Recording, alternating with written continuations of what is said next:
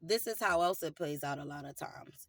So they will go, um, they'll call because, like I said, I didn't pull down because they was taking long to come out, and I'm double parked, and I'm not about to have people blowing their horns at me. I don't like it. It's inconsiderate. Period. It's just not happening. It's ridiculous. You can walk up the street, or you can just be ready to come outside when a person get there. Simple. But anyways, so she comes, so she calls me and she's like, "Oh, where are you?" And I'm like, "I'm right here." Like I was like a wall, apartment building where she couldn't see me because I wasn't directly in front of the door, but I was like right there. So then she comes over and she's like, "Oh, I didn't see you." And this, wants to start this whole long dialogue. "Oh, I had to call because I didn't see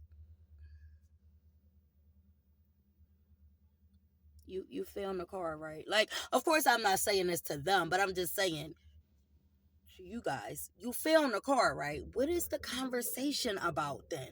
Like, and this is what I mean by they want to argue, they want an explanation, or they want, like, ma'am, just get in the car so we can go where you're going. What is the problem? Like, I really, it really baffles me, sometimes. Or, and then this is another thing, is they want you to make a U-turn a lot of times.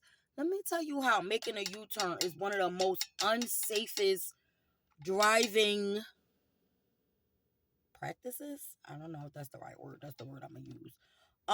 That you could do. It is so unsafe to make a U-turn. It's so unnecessary to make a U-turn when a person can just walk across the street.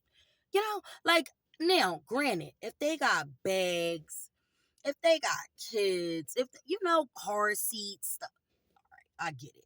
I'm gonna go around the block though. I'm still not making no U-turn. But like, if it's a choice between me making a U-turn and you walking across the street, don't get it. I really, I don't understand why they're like, "Oh my God, I'm so important. I can't walk across the street. You're going to come to my door." Like, they don't say that, but that's the attitude. "You're going to meet me at my door because I'm important." I'm not seeing it, ma'am. I'm not. And people always talk about the cost of the ride, and I don't. That's irrelevant to me. I don't care if it's a $5 ride. It's a $500 ride. What people need to know and understand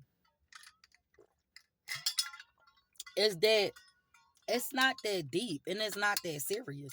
Before I started driving for Lyft and Uber, if I was having issues with various cars back in the day when I used to drive my little car, it wouldn't even cross my mind to get into somebody's car with a list of demands, to be upset and to be indignant and to be, entitled the way that these people are. If I was a little cold, don't get me wrong. If I'm cold, me knowing me, I'm probably just not going to say nothing at all. But if it's that unbearable, then I'm going to politely ask, "Do you mind turning up the heat a little bit? It's hot back here, or it's cold back here." I'm not going to get an attitude and be all like, like somebody owe me something or something. Like, who? What? What? So, yeah, I think that that's it for now. Another tip can be just try to come into it with a positive attitude. It's so hard, honestly, to maintain a positive attitude sometimes because people just be so. Oh, this the other thing. I don't know about, other fellow drivers or whatnot, but when I'm driving for Lyft and Uber, I drive extra cautious. Extra cautious. I don't want to get into no accident while I'm working. I want to get into no accident. I don't want to get into no accident, period. But I damn sure don't want to get into no accident and I'm working and I got passengers and no. So I don't drive the way I drive, when I'm just regularly driving. And then, moreover, half the time I don't even know where I'm going. So, I drive from Marquette. Beep, everybody. Beep, beep, beep. I'm like, yo, I wish I can really get rid of some people horns. Like, literally. Like, what? Why do people just constantly feel like they need to beep their horn when you're not doing what they want you to do, and when you're not moving the way they want you to move, or what? Go around. That's what I do. Especially back in the day when I was always in a freaking rush, cause always running late. I never would get mad at the person who's on time, who's go traveling at a safe speed, doing what they supposed to do, and I'm going to beat my horn and act all obnoxious to them because I'm in a rush. I don't get it.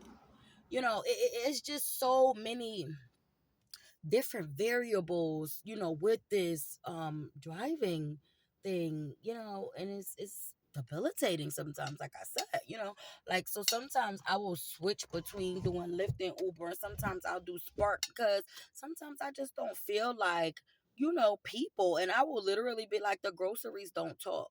The groceries aren't going to complain.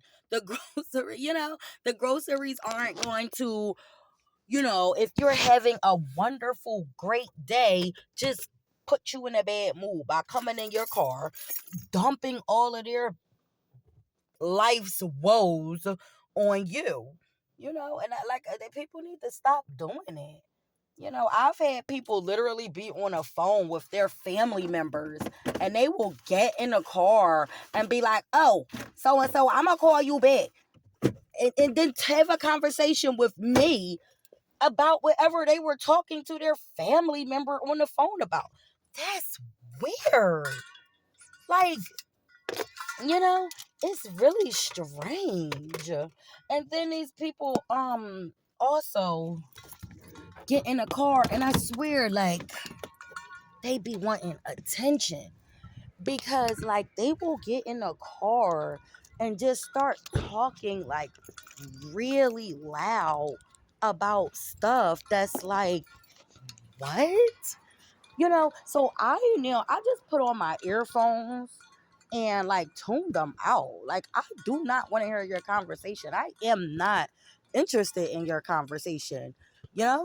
And then they'll get off the phone, and then they'll be like, oh, sorry, I was on the phone with so and so. And I'll be like, oh, I wasn't listening to you. Like, y'all want attention. Like, what is wrong with people? I don't get it. Oh, goodness. But anyway, that's my rant for this evening. um, yeah. So until next time, guys. Later.